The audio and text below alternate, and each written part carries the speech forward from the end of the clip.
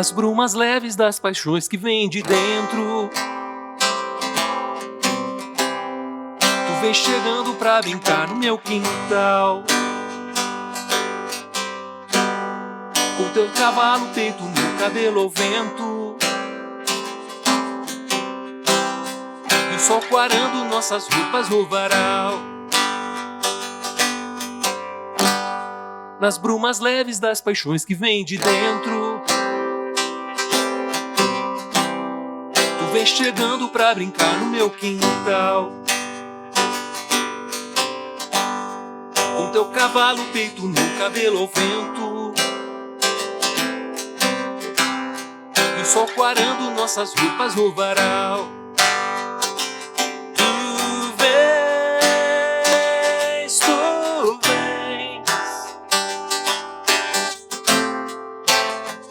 Já escuto os teus sinais. Tu vens.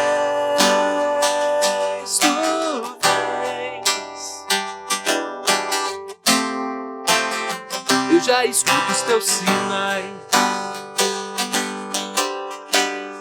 A voz do anjo sussurrou no meu ouvido. Eu não duvido, já escuto os teus sinais. Numa manhã de domingo, eu te anuncio nos sinos das catedrais. Tu vens.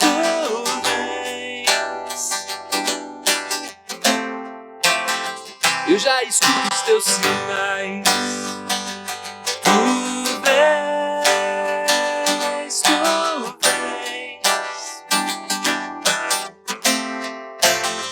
Eu já escuto os teus sinais. Tu vens.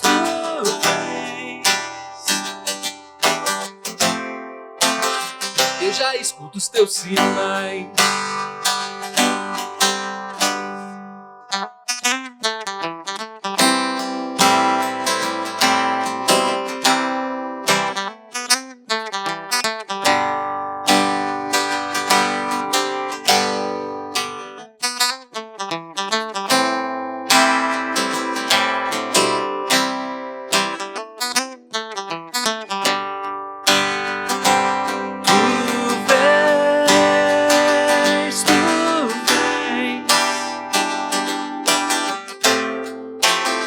Eu já escuto os teus sinais.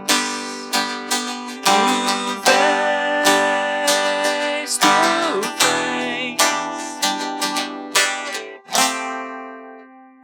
Eu já escuto os teus sinais.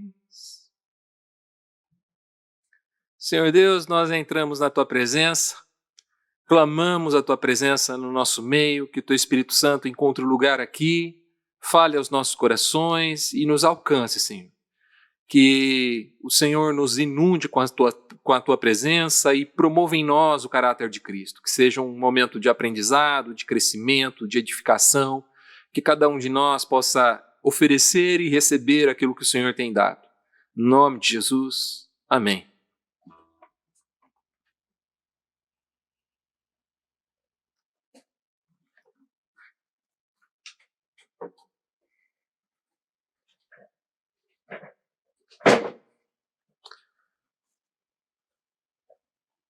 Bom, essa, mais uma vez, uma música bem popular, né?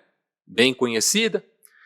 Eu comentei, acho que na semana passada, que eu tenho tido uma apreciação muito especial, uma admiração muito especial pela música nordestina de modo geral, né? A gente, na 2 reuniões atrás, a gente cantou uma música que era de um pernambucano e de um baiano, né? O Gilberto Gil com o Dominguinhos. O Gilberto Gil é de Salvador, Dominguinhos é de Garanhuns, né? Pernambuco.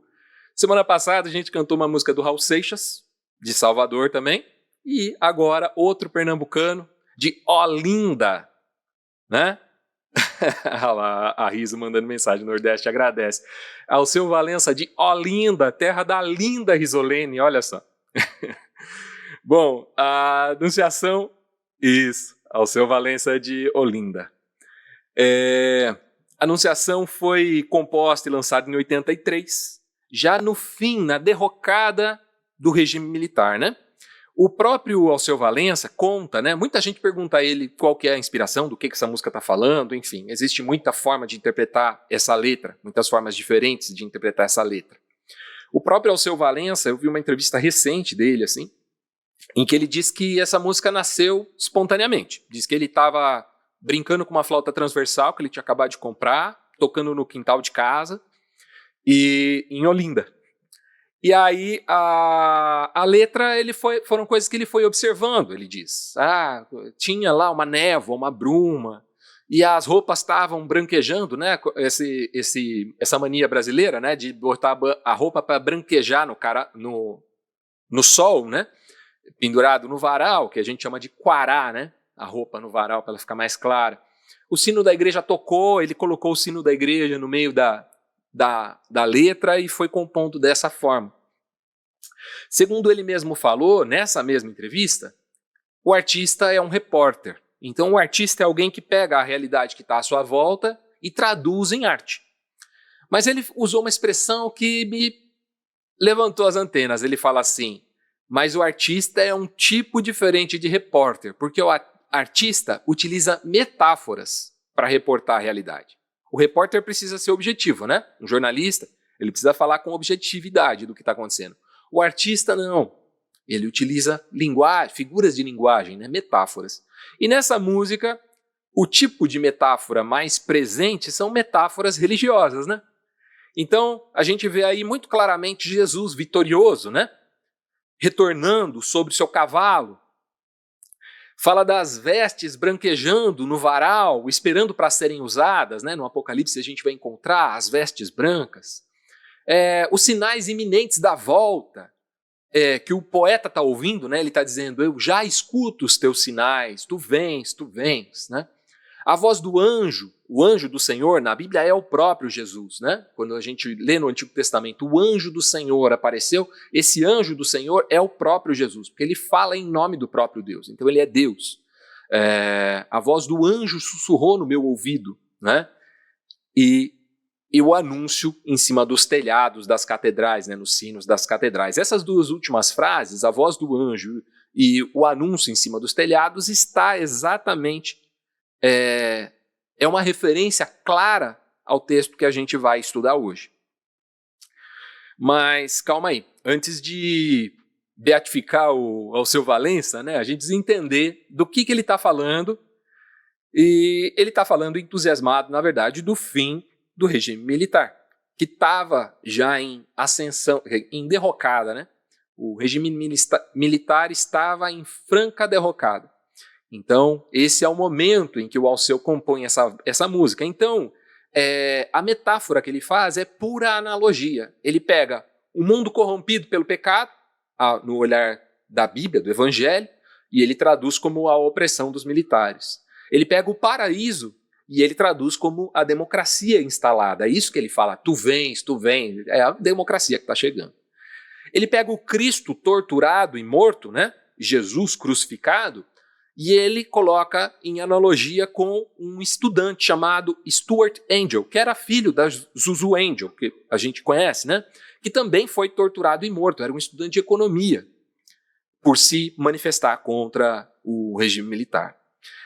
O anúncio do evangelho em cima dos telhados, né, que Jesus diz nesse texto que a gente vai ler hoje, ele compara e faz uma analogia com a liberdade de expressão que viria, né? Ele acreditava que viria com a volta da democracia. Esse paralelo entre texto bíblico e uma realidade política está muito presente na origem do gospel americano mesmo, não do gospel que a gente canta atual, né, brasileiro, mas do gospel americano, que tem todo aquele negócio dos negro spirituals, né? Clássicos como Sweet Chariot, não sei se vocês já ouviram essa canção, eu cresci ouvindo Vencedores por Cristo cantar ela. Eles cantam Swing low, sweet chariot, coming for to carry me home. Swing low, sweet chariot, coming for to carry me home. Essa música fala o doce balanço da carruagem me levando de volta para casa. Você pode falar, tá, é Jesus vindo nos buscar para a glória. Mas também o doce balanço da carruagem que levava escravizados que haviam recebido alforria, que estavam sendo libertos do regime de escravidão naquele momento. Então, a música negra americana tem muita influência especificamente na questão escravagista e na questão racial. Amazing Grace, que a gente canta, maravilhosa graça que perdido me encontrou. Essa canção é uma analogia também à alforria de um escravo. Sempre vinha oferecida por alguém rico que comprava esse escravo e depois liberava ele, né? Dava a alforria, a liberdade. O cara que compôs essa canção se chamava John Newton. Ele tinha sido um traficante de escravos. Ele trabalhou num navio negreiro a vida inteira. E no fim da sua carreira como traficante de escravos, ele se converteu e se tornou um pastor. E esse passado mexia muito com ele. O peso do pecado por impor sobre outras pessoas, escravidão, era um negócio que mexia muito com John Newton, ao ponto dele compor essa canção. Ele dizia que a melodia ele aprendeu com os escravos que ele transportava. Eles ficavam cantando essa melodia sem letra, só com um murmúrio, né?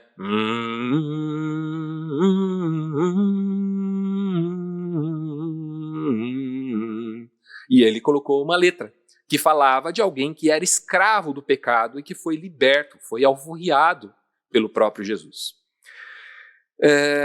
O próprio John Newton fala disso e ele se tornou uma dessas pessoas que ia na praça comprar escravos para libertá-los, alforriá-los, né? Claro, tocado pelo Espírito Santo, arrependido do seu pecado. Curiosamente é que essa música que a gente acabou de cantar, do Anunciação, depois de 40 anos que foi lançada, veja bem, ela foi lançada em 83, composta e lançada em 83, nós estamos em 2023, 40 anos se passaram. E ela marcou esse carnaval de 2023, não sei se vocês acompanharam isso. Muita gente tem dito que foi uma das músicas mais tocadas, tanto em bloquinhos de carnaval, quanto em clubes de carnaval, a Anunciação. Uma música de teor religioso, que traz uma mensagem sobre a volta de Jesus. E eu fiquei, assim, muito impressionado com a longevidade dessa canção. Eu lembro, ano passado ou ano retrasado, a Dani vai lembrar, a gente estava na praia e alguém estava tocando essa música num palco, assim, de frente pro hotel que a gente estava hospedado. E aí a minha filha costumava dizer que só eu presto atenção nessa música do Alceu Valença, que ela sabe que eu gosto. Ela fala, só você conhece essa música. E aí começou a tocar no palco lá da praça, né? A banda tocando, e aí eu falei, aí ó, tá vendo? Tem mais gente aqui que gosta dessa música e que conhece. Mas esse ano ela tomou protagonismo no carnaval, principalmente aqui em São Paulo, não sei qual que é a realidade em outros estados, mas em muitos lugares, muita gente relatando que estava ouvindo. Nas festas da empresa onde eu trabalho, tem confraternizações, frequentemente, já há coisa de 1 ou 2 anos, a gente tem ouvido também os DJs tocarem a Anunciação de Alceu Valença em algumas versões diferentes, com batida, mas é a mesma música, a mesma letra, tudo sendo cantado de novo. Até o momento ninguém explica por que essa música voltou. Né? 40 anos depois, o que ela significa na cabeça desse povo e o que levou ela a voltar, porque não houve um esforço de marketing, um esforço nem da gravadora, nem do próprio Alceu Valença, para que a música voltasse a tocar, né? Mas eu diria que é melhor a gente ficar atento aos sinais, né? Porque é uma música que fala de sinais, vamos ficar atentos aos sinais. Partindo então para o texto base de hoje, Mateus capítulo 10, versos do 23 ao 27. Esse vai ser o texto que a gente vai trabalhar. Diz assim, eu estou lendo na NVT aqui, tá? Quando forem perseguidos numa cidade, fujam para outra. Eu lhes digo a verdade, o Filho do Homem voltará antes que tenham percorrido todas as cidades de Israel. O discípulo não está acima do seu mestre, e nem o escravo acima do seu senhor. Para o discípulo é suficiente ser como seu mestre, e o escravo como seu senhor. Uma vez que o dono da casa foi chamado de Beelzebul, os membros da família serão chamados de nomes ainda piores. Jesus está falando dele mesmo, né? Ele foi chamado de Beelzebul. Não tenham medo daqueles que os ameaçam, pois virá o dia em que tudo que está encoberto será revelado, e tudo que é secreto será divulgado. O que agora lhes digo no escuro, anunciem às claras, e o que eu sussurro nos seus ouvidos, proclamem nos telhados. Primeiro, vamos tirar o elefante da sala, né? O verso 23 é o mais difícil desse texto. Então a gente vai começar por ele, que diz: quando forem perseguidos numa cidade, fujam para outra, eu lhes digo a verdade, o Filho do Homem voltará antes que tenham percorrido todas as cidades de Israel. Esse é um texto bem difícil, por quê? Porque geralmente a gente vê 3 interpretações dessa fala de Jesus, que o Filho do Homem voltará antes que tenham percorrido todas as cidades de Israel. A primeira é que Jesus está falando da sua volta mesmo, da parousia, que parece que é o que inspirou o Alceu Valença aqui, né? Parousia é a volta de Jesus gloriosa, quando ele vem para estabelecer essa nova criação, né? Então, Jerusalém desce dos céus, ele julga os bons e os maus e estabelece o seu reino eterno. Provavelmente foi essa a inspiração e esse o olhar de Alceu Valença para esse texto, mas tem um problema. Daria tempo de percorrer todas as cidades de Israel antes de Jesus voltar, porque até agora Jesus não voltou. Então, não se encaixa a ideia de que ele voltaria antes que eles tivessem percorrido todas as cidades de Israel. A segunda interpretação é que ele está falando da destruição de Jerusalém em 70 depois de Cristo. No ano 70 depois de Cristo, Jerusalém, a cidade onde Jesus foi crucificado, foi invadida e posta abaixo, né? Foi totalmente destruída. Essa é uma visão um pouco mais pragmática do texto, vamos dizer assim, né? Mas ela tem um problema também, que não houve uma perseguição assim tão significativa nesse período, né? Houve sim o cerco de Jerusalém, mas não uma perseguição aos cristãos. Era uma perseguição aos judeus, de modo geral. Era uma guerra, né? Uma invasão. Então, ela não faz tanto sentido. Existe um lado pragmático, mas ela tem seus problemas de ler o texto dessa forma. A terceira forma, ela é bem abstrata. É pensar que Jesus está falando aqui do Filho do Homem voltará, ele está falando dele chegar aos corações dos homens. Então, a conversão aconteceria e ela resolve os 2 problemas, porque vamos dizer assim, Jesus vai voltar aos corações dos homens antes que eles percorressem todas as cidades de Israel. Faz sentido, é um pouco abstrato, é uma coisa que não dá para você marcar assim, poxa, Jesus chegou nos corações dos homens terça-feira às 18 horas, é difícil, a gente não tem esse controle de tempo, né? Então, eu acho as 3 interpretações problemáticas, tá? Eu acho que nenhuma delas resolve de fato o problema. E aí, para a gente tentar resolver o problema, a gente precisa entender o texto no seu contexto, né? Qual que era a realidade em que o texto foi dito, em que essa fala de Jesus foi dita, a realidade do escritor do texto, quem relatou esse texto, quem foi o repórter, foi Mateus, né? A gente leu Mateus 10. E tudo o que cercava essa realidade, o que aconteceu antes e depois. Bom, primeiro, Jesus ainda não tinha nem anunciado que ia morrer, quanto menos ressuscitar. Nesse versículo aqui, versículo 10, né, dentro da história. Então é difícil imaginar que ele estava falando da sua morte e ressurreição, ou da volta depois da sua morte. Talvez ele estivesse falando de algo um pouco mais próximo. O termo Filho do Homem também não é usado nenhuma vez em todo o Evangelho de Mateus para se referir ao Cristo vitorioso, a volta de Jesus. Sempre, Filho do Homem, no Evangelho de Mateus, se refere ao Jesus aqui, ao seu ministério em carne. E, terceiro ponto, ele estava enviando os seus discípulos para uma missão curta. Lembra? A gente está vindo do texto mostrando Jesus enviando os seus discípulos como ovelhas para o meio de lobos, né? A gente acabou de ler esse texto.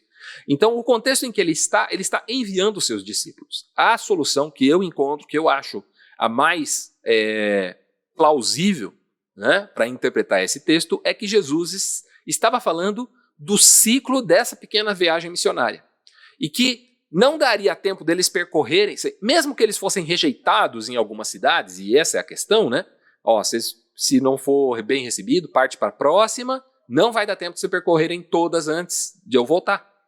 Então, dá a impressão que ele estava falando dessa viagem especificamente. Ele estava dizendo assim, ó, vocês vão, se não der certo, não rolou numa cidade, passa para a próxima sem problema, porque não vai dar tempo de vocês irem em todas as cidades antes da gente se encontrar outra vez.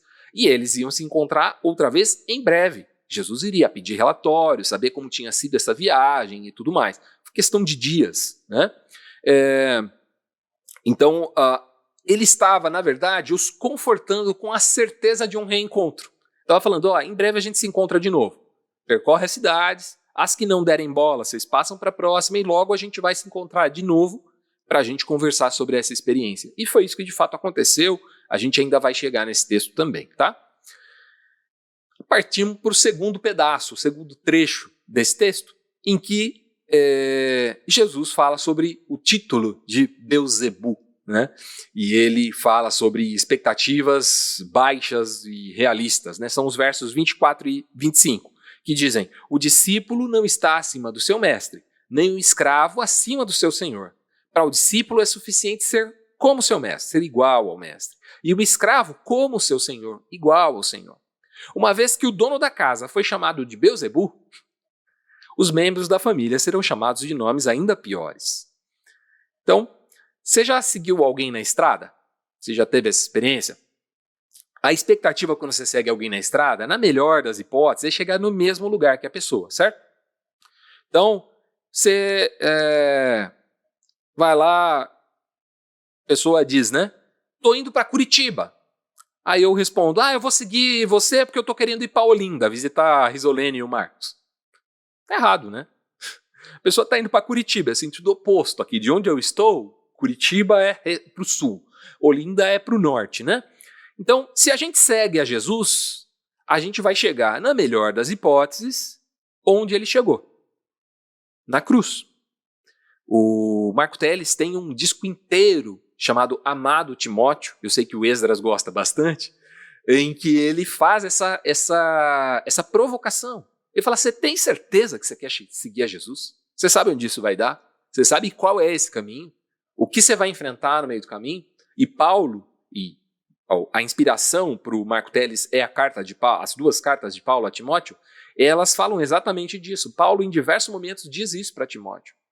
Olha, é dura essa vida de missionário aqui, você tem certeza que você quer isso mesmo, né?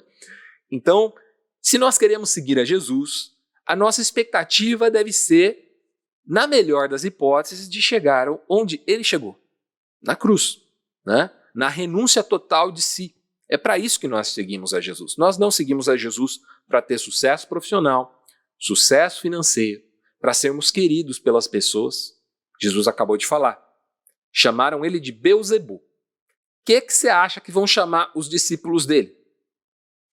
Quais os nomes aí que os discípulos de Jesus costumam ouvir, né? Aqueles que seguem a Jesus, que querem seguir a Jesus de fato e de verdade, como é que eles são tratados na sociedade que a gente vive? Isaías 53 é um texto lá do Antigo Testamento, aconteceu bem antes de Jesus nascer, e é um texto que fala sobre Jesus, de modo profético, ou seja, é Deus revelando algo, né? E nesse caso ele estava revelando algo que iria acontecer no futuro. Diz assim, Isaías 53, vou ler do 1 ao 9. Quem deu crédito em nossa mensagem, ou quem creu em nossa mensagem? A quem o Senhor revelou o seu braço forte? Meu servo cresceu em sua presença como um tenro broto verde, como raiz em terra seca. Não havia nada de belo nem majestoso em sua aparência, nada que nos atraísse. Esse é Jesus. Foi desprezado e rejeitado, homem de dores, que conhece o sofrimento mais profundo. Demos as costas para ele e desviamos o olhar. Ele foi desprezado e não nos importamos.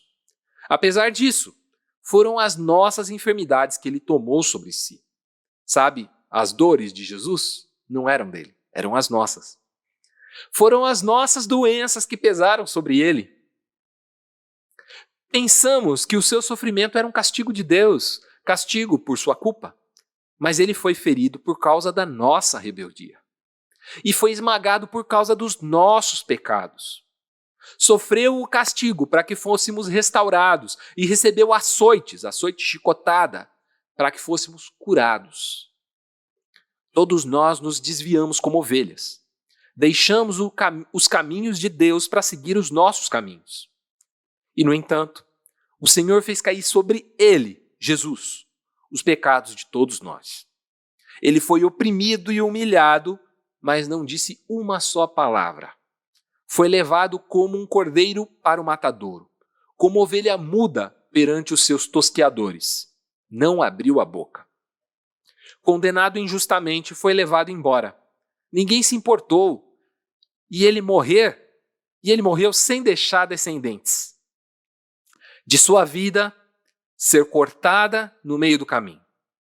Mas ele foi ferido mortalmente por causa da rebeldia do meu povo. Não havia cometido nenhuma injustiça e jamais havia enganado alguém. Ainda assim, foi sepultado como um criminoso e colocado no túmulo de um homem rico. Séculos antes de Jesus nascer. É um profeta falando acerca do que viria a acontecer. Então, se Jesus era esse desprezado, homem de dores, que sabe o que é sofrer, o que é que nós vamos esperar das pessoas que desejam seguir a esse homem? Eu garanto para você que eles não vão ter uma vida fácil. Vão ter desafios muito grandes. Muitas vezes vão ser desafiados pela realidade que cerca. Muitas vezes as pessoas não vão dar crédito. Muitas vezes vai ouvir, é só mais uma modinha. Está entrando nessa de seguir Jesus agora? Vamos ser desprezados. As nossas iniciativas não vão ser respeitadas. Né? Mas, se nós escolhemos seguir a Jesus de verdade, nós não estamos apegados a essas realidades passageiras. Nós estamos de olho no que vem depois, né? Na realidade eterna. E essa compensa. Essa compensa todo esse sofrimento, ao ponto de o próprio texto de Isaías dizer que Jesus vai olhar depois para o seu trabalho e vai ficar feliz, vai se alegrar, porque ele vai dizer, valeu a pena. O terceiro trecho desse texto que a gente leu hoje diz que a verdade vai aparecer. Gritem nos telhados. São os versos 26 e 27. Não tenham medo daqueles que os ameaçam, pois virá o dia em que tudo que está encoberto será revelado, e tudo que é secreto será divulgado. O que agora lhes digo no escuro, anunciem às claras, e o que sussurro nos seus ouvidos, proclamem nos telhados. Teve vários momentos no seu ministério que Jesus pediu sigilo. Não sei se vocês sabem disso. Teve momentos em que ele curou pessoas, leprosos, cegos, que ele pediu, não conta para ninguém. Teve um momento que ele ressuscitou uma menina, ele falou, não conta para ninguém, deixa isso aqui entre a gente só. Não abre essa história por aí. Quando Pedro também compreendeu que ele era o Cristo, né? Jesus pergunta para os seus discípulos, quem é que estão dizendo que eu sou? E, autorizar o Dodô aqui. Jesus pergunta para os seus discípulos, quem é que estão dizendo que eu sou? E os discípulos respondem o que eles estão ouvindo por aí. E aí Jesus pergunta, e vocês, quem vocês acham que eu sou? Pedro se vira e diz, tu és o Cristo, o Filho do Deus vivo. Nesse momento, Jesus elogia Pedro, fala, olha, você é abençoado, bem-aventurado, quer dizer, abençoado, né? Você é abençoado porque não foi ninguém que te disse isso. Foi o Pai que está no céu quem te disse isso, porque ninguém sabe disso, só o Pai sabe que eu sou o Cristo. E ele elogia Pedro, mas na sequência ele diz, mas não espalha. Deixa isso entre a gente por enquanto, não abre essa história. Então teve vários momentos em seu ministério que Jesus orientou pessoas com quem ele conversou, até os seus discípulos, a manter sigilo. Mas aqui, quando ele vai enviar os seus discípulos, ele faz um caminho diferente, isso muda. Ele diz que a partir daí, a mensagem tinha que ser explícita, tinha que gritar em cima dos telhados, ou, como o Alceu Valença brincou aí, tocar no sino, anunciar nos sinos das catedrais. Os segredos têm vida curta, né? Todo mundo sabe, né? Segredo só pode ser conhecido por uma pessoa, a partir do momento que tem duas, não é mais segredo, né? No fim das contas, a verdade sempre vai aparecer, e seja ela uma verdade incômoda ou uma verdade libertadora, ela vai aparecer de toda forma. Tem uma música dos Arraiz, eu gosto bastante, a gente já cantou aqui algumas vezes, em que ele faz esse paralelo, chama A Voz, a música, né? E ele diz, ele mostra em duas realidades a vinda de Jesus, né? Então ele fala, o sozinho, ferido, cansado e faminto que estão no escuro, em terras longínquas, em mares distantes, a luz ressurgirá. Pois ele é a voz que fala o coração sobre esperança e futuro. Então ele está falando que a luz vai chegar para esse aqui, que é sozinho, ferido, cansado, faminto e está no escuro. Em terras longínquas e em mares distantes. Depois ele vai falar de um outro público. O exaltado e rico, arrogante e orgulhoso que estão no escuro. Também está cego, igualzinho o pobre. Em mansões construídas no abuso do pobre. A luz ressurgirá. Para esse também. Vai ressurgir para esse e vai ressurgir para esse. Então, a verdade vem à tona. E, via de regra, a mesma verdade é incômoda para um e é libertadora para outro. Então, a verdade vem à tona incomodando e libertando. Incomodando e libertando. A volta de Jesus vai ser assim também. Para alguns, vai ser um momento de alegria, de exultação. Para outros, vai ser um momento de terror. E agora? Eu desperdicei minha vida. Eu sabia, porque eu ouvi que Jesus voltaria e eu gastei a minha vida comigo mesmo. Eu vivi como se isso não fosse uma realidade. Isso vai acontecer. Conclusão. No momento em que a gente vive, é o momento de escancarar a verdade libertadora. É momento de romper com uma opressão sem temer a repreensão daqueles que usam até a Bíblia para nos escravizar, para nos fazer de empregadinhos, como diria o fruto sagrado. E eles fazem isso sem nenhum temor de Deus. Essa verdade, a verdade de Jesus, a verdade do Evangelho, precisa ser proclamada nos telhados. E quando nós fizermos isso, nós não estamos agindo de modo rebelde, muito pelo contrário, nós estamos obedecendo ao bom pastor, porque ele quem diz que a gente deveria fazer isso, proclamar essa verdade. E a partir desse momento, o Evangelho deixa de ser um segredo. Paulo escreve isso aos Colossenses também, ele diz, o segredo que foi oculto por muitas gerações, hoje foi manifestado. Então, esse segredo é explícito, é anunciado para todo mundo. E o segredo, segundo o que Paulo escreve aos Colossenses nesse texto, é Cristo habitando em nós, nos dá a esperança de participarmos da sua glória. É isso que eu queria compartilhar com vocês, e eu quero abrir agora para todo mundo participar um pouco, todo mundo compartilhar seus pontos de vista, e quero fazer uma pergunta para a gente se complementar, discordar, concordar, acrescentar. A pergunta é assim: quais são os telhados que você pode subir e gritar a mensagem do Evangelho? Lembrando, a gente já estudou isso, a mensagem do Evangelho consiste em 3 coisas: paz, bem e salvação. São essas 3 coisas, tá? Evangelho é paz, bem e salvação. Então, quais são os telhados em que nós devemos subir e gritar a mensagem do Evangelho nos nossos dias? Agora, eu gostaria que você, que for falar, falasse de si, do seu contexto. Qual é o telhado que eu devo subir para anunciar paz, bem e salvação? E como isso vai acontecer? Como é que eu vou subir nesse telhado? A gente sabe, telhado aqui é uma metáfora, a gente não precisa subir no telhado de verdade, né? Qual é o local onde eu vou anunciar paz, bem e salvação de modo escancarado, aberto para quem quiser ouvir? E aí, podemos abrir os nossos microfones e participar. E aí, pessoal, como é que vocês estão? Tudo bem? Primeiramente, obrigado, porque se você chegou até esse vídeo é porque você assistiu a mensagem inteira e você viu que eu termino ela fazendo uma provocação e alguma pergunta. Então, no final dessa reunião, a gente tem aí um papo que vai muito mais longe, né? Se você quer participar dessa conversa também, a principal forma é você comentando aqui embaixo. Você pode responder a pergunta que eu fiz, a provocação que eu fiz e desenvolver também uma conversa aqui. Agora, se você gostaria de participar dessa conversa ao vivo, você deve acessar o link igrejapresente.com/reunião.